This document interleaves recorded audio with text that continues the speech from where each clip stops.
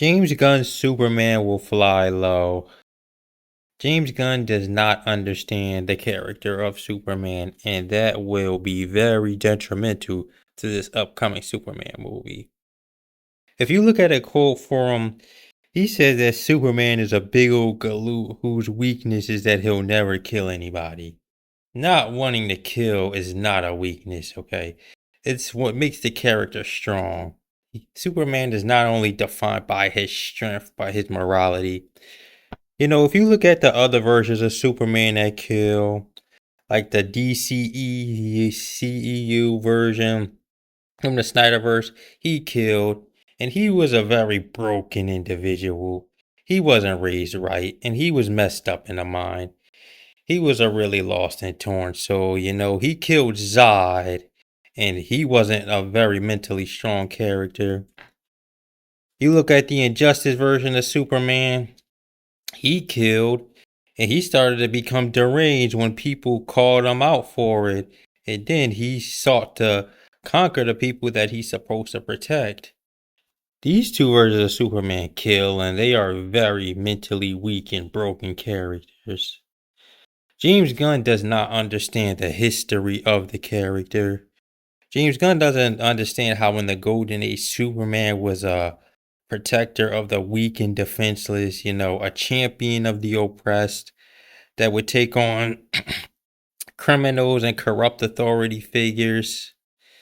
He does not, I'm telling you, he does not understand the nature of the character. He doesn't understand in the Silver Age how his power set became more astronomical. You had, power like the heat vision as we know it by name, the ice breath. He would go on, intergalactic, interplanetary, interdimensional adventures. And how in the 1970s, Superman started to become the way we know him now, which is a healthy blend of his golden and silver age self. I would say that Christopher Reeve, who first appeared in the 1970s, is one of the most iconic versions of the Superman character and shows how balanced and well defined the character has become. One of the first trailers for this James Gunn Superman movie is him in the snow with the bricks beaten off of him. I mean, this is supposed to be a new start, a new version of the character, and one of the first sights of him is him beaten down, beaten up in the Arctic somewhere. Not the good way to put your best foot forward.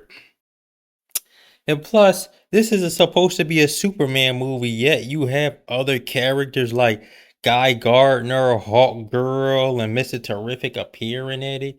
This is supposed to be a Superman movie, yet this is the first movie with Superman in it in this universe, and you already have other superheroes appearing in it.